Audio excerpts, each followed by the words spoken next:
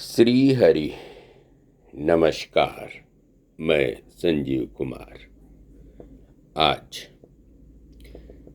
Taittiriya Upanishad Gita press Gorakhpur इसका तीसरा और अंतिम भाग संक्षेप में प्रस्तुत करने का प्रयास कर रहा हूँ। वह जो कि इस पुरुष पंचकोशात्मक देह में है और जो यह आदित्य के अंतर्गत है, एक है, वह जो इस प्रकार जानने वाला है, इस लोक से निवृत्त होकर इस अन्नमय आत्मा को प्राप्त होता है, अर्थात विषय समूह को अन्नमय कोश से पृथक नहीं देखता। इसी प्रकार वह इस प्राणमय आत्मा को प्राप्त होता है, इस मनोमय आत्मा को प्राप्त होता है, इस विज्ञानमय आत्मा को प्राप्त होता है एवं इस आनंदमय आत्मा को प्राप्त होता है। जहाँ से मन के सहित वाणी उसे प्राप्त न करके लौट आती है, उस ब्रह्म के आनंद को जानने वाला किसी से भी भयभीत नहीं होता। उस विद्वान को मैंने शुभ क्यों नहीं किया, पाप कर्म क्यों कर डाला, इस प्रकार की चिंता संतप्त नहीं करती। उन्हें ये पाप और पुण्य ही तप के कारण हैं। इस प्रकार जानने वाला जो विद्वान अपने आत्मा को प्रसन्न अथवा सबल करता है, उसमें उसे ये दोनों आत्मस्वरूप ही दिखाई देते हैं। वह कौन है जो इस प्रकार पूर्वोक्त अद्वैत आनंद स्वरूप ब्रह्म को जानता है? ऐसी यह उपनिषद अर्थात रहस्य विद्या है। वरुण का सुप्रसिद्ध पुत्र भृगु अपने पिता वरुण के पास गया और बोला, भगवान मुझे ब्रह्म का बोध कराइए। उससे वरुण ने यह कहा, अन्न, प्राण, नेत्र, श्रोत्र, मन और वाक ये ब्रह्म की उपलब्धि के द्वार हैं। फिर उससे कहा, जिससे निश्चय ही ये सब भूत उत्पन्न होते हैं, उत्पन्न होने पर जिसके आश्रय से ये जीवित रहते हैं और अंत में विषयोन्मुख होकर जिसमें ये लीन होते हैं, उसे विशेष रूप से जानने की इच्छा कर, वही ब्रह्म है। तब उस भृगु ने तप किया और उसने तप करके अन्न ब्रह्म है ऐसा जाना, क्योंकि निश्चय अन्न से ही ये सब प्राणी उत्पन्न होते हैं। उत्पन्न होने पर अन्न से ही जीवित रहते हैं तथा प्रयाण करते समय अन्न में ही लीन होते हैं। ऐसा जानकर वह फिर अपने पिता वरुण के पास आया और कहा, भगवान मुझे ब्रह्म का उपदेश कीजिए। वरुण ने उससे कहा, ब्रह्म को तप के द्वारा जानने की इच्छा कर, तप ही ब्रह्म है। तब उसने तप किया और तप करके प्राण ब्रह्म है ऐसा जाना, क्योंकि निश्चय प्राण से ही ये प्राणी उत्पन्न होते हैं। उत्पन्न होने पर प्राण से ही जीवित रहते हैं और मरोन्मुख होने पर प्राण में ही लीन हो जाते हैं। ऐसा जानकर वह फिर अपने पिता वरुण के पास आया और बोला, भगवान, मुझे ब्रह्म का उपदेश कीजिए। उससे वरुण ने कहा, तू तप से ब्रह्म को जानने की इच्छा कर, तप ही ब्रह्म है। तब उसने तप किया और उसने तप करके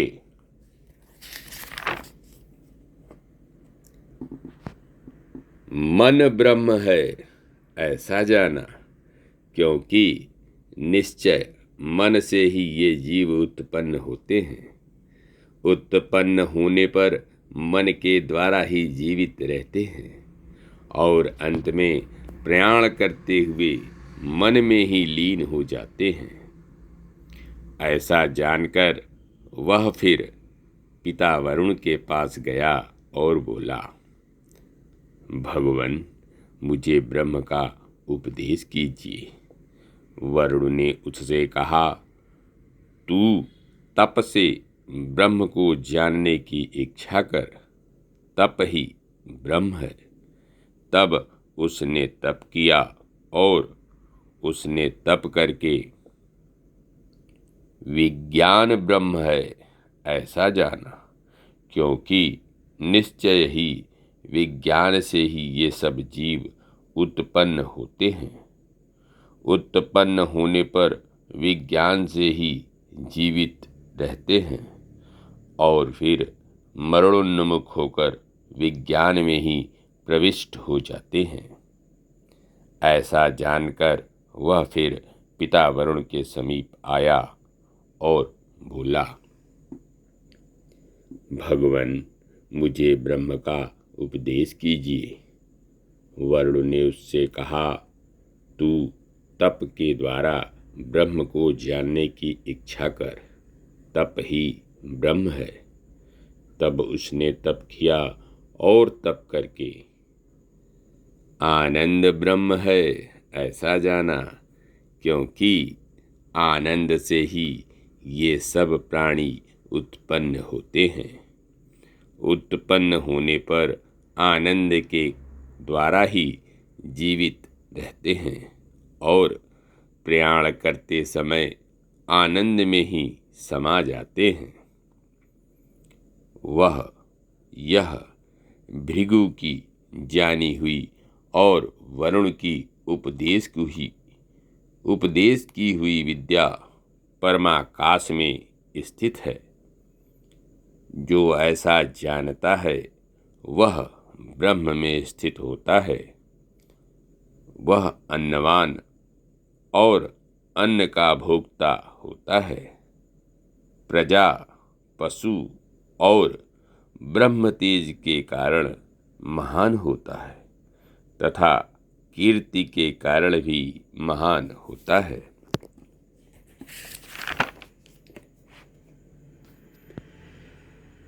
अन्न की निंदा न करें, यह ब्रह्मज्ञ का व्रत है। प्राण ही अन्न है और शरीर अन्नाद है। प्राण में शरीर स्थित है और शरीर में प्राण स्थित है। इस प्रकार एक दूसरे के आश्रित होने से वे एक दूसरे के अन्न हैं। अतः ये दोनों अन्न ही अन्न में प्रतिष्ठित हैं। जो इस प्रकार अन्न को अन्न में स्थित जानता है वह प्रतिष्ठित अर्थात प्रख्यात होता है, अन्नवान और अन्नभोक्ता होता है। प्रजा, पशु और ब्रह्म तेज के कारण महान होता है तथा कीर्ति के कारण भी महान होता है।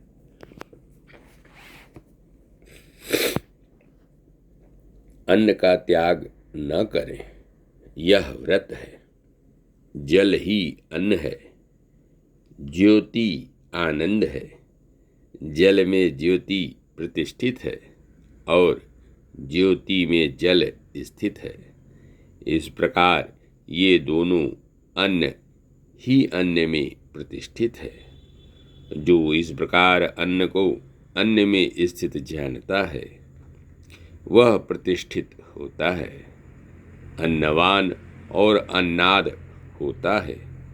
प्रजा, पशु और ब्रह्म तेज के कारण महान होता है तथा कीर्ति के कारण भी महान होता है। अन्न को बढ़ावे, यह व्रत है। पृथ्वी ही अन्न है, आकाश अन्नाद है। पृथ्वी में आकाश स्थित है और आकाश में पृथ्वी स्थित है। इस प्रकार ये दोनों अन्न ही अन्न में प्रतिष्ठित है। जो इस प्रकार अन्न को अन्न में स्थित जानता है वह प्रतिष्ठित होता है। अन्नवान और अन्नाद होता है। प्रजा, पशु और ब्रह्म तेज के कारण महान होता है तथा कीर्ति के कारण भी महान होता है।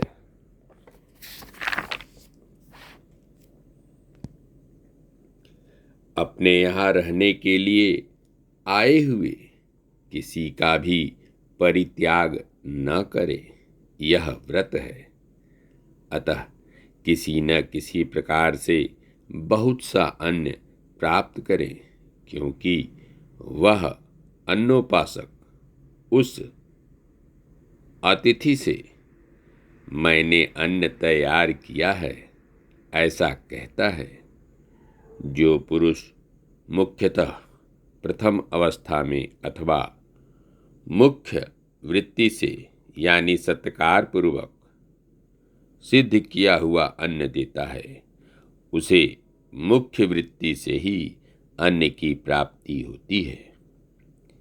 जो मध्यतः सिद्ध किया हुआ अन्न देता है, उसे मध्यम वृत्ति से ही अन्न की प्राप्ति होती है तथा जो अंततः अथवा निकृष्ट वृत्ति से सिद्ध किया हुआ अन्न देता है, उसे निकृष्ट वृत्ति से ही अन्न प्राप्त होता है। जो इस प्रकार जानता है, ब्रह्म वाणी में क्षेम अर्थात प्राप्त वस्तु के परिरक्षण रूप से, योग क्षेम रूप से प्राण और अपान में, कर्म रूप से हाथों में, गति रूप से चरणों में और त्याग रूप से पायु में उपासनीय है। यह मनुष्य संबंधिनी उपासना है। अब देवताओं से संबंधित उपासना कही जाती है। तृप्ति रूप से वृष्टि में, बल रूप से विद्युत में, यश रूप से पशुओं में, ज्योति रूप से नक्षत्रों में, पुत्र आदि, प्रजा, अमृतत्व और आनंद रूप से उपस्थ में तथा सर्व रूप से आकाश में ब्रह्म की उपासना करें। वह ब्रह्म सबका प्रतिष्ठा अर्थात आधार है। इस भावना से उसकी उपासना करें। इससे उपासक प्रतिष्ठावान होता है, वह मह है। इस भाव से उसकी उपासना करें। इससे उपासक महान होता है, वह मन है। इस प्रकार उपासना करें।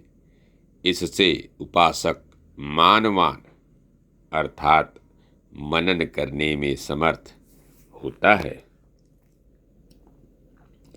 वह नमः है, इस भाव से उसकी उपासना करें। इससे संपूर्ण काम्य पदार्थ उसके प्रति विनम्र हो जाते हैं। वह ब्रह्म है, इस प्रकार उसकी उपासना करें। इससे वह ब्रह्मनिष्ठ होता है। यह ब्रह्म का परिमर अर्थात आकाश है। इस प्रकार उसकी उपासना करें। इससे उससे द्वेष करने वाले उसके प्रतिपक्षी मर जाते हैं तथा जो अप्रिय भ्रातृव्य होते हैं वे भी मर जाते हैं। वह जो कि इस पुरुष में है और वह जो इस आदित्य में है एक है।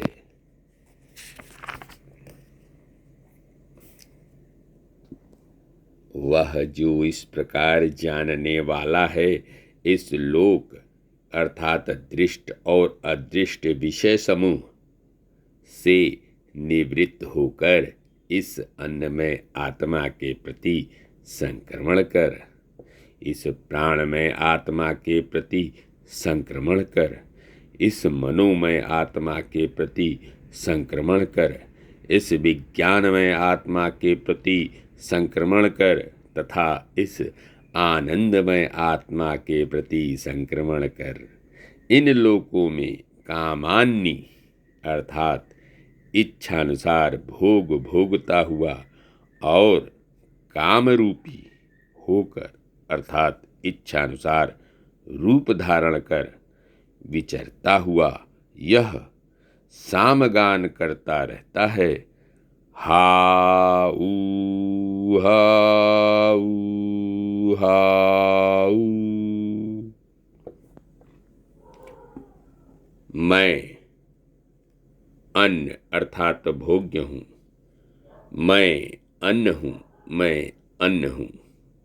मैं ही अन्नाद भोगता हूँ, मैं ही अन्नाद हूँ, मैं ही अन्नाद हूँ।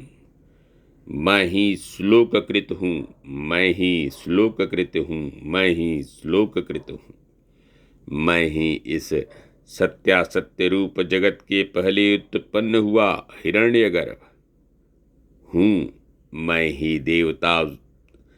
ही देवताओं से पूर्ववर्ती विराट एवं अमृत तत्व का केंद्र स्वरूप हूँ। जो अन्न स्वरूप मुझे अन्नार्थियों को देता है वह इस प्रकार मेरी रक्षा करता है, किंतु अन्न भक्षण करने वालों को मैं अन्न रूप से भक्षण करता हूँ। मैं इस संपूर्ण भुवन का पराभव करता हूँ। हमारी ज्योति सूर्य के समान नित्य प्रकाश स्वरूप है। ऐसी यह उपनिषद ब्रह्म विद्या है। जो इसे इस प्रकार जानता है। धन्यवाद। नमस्कार।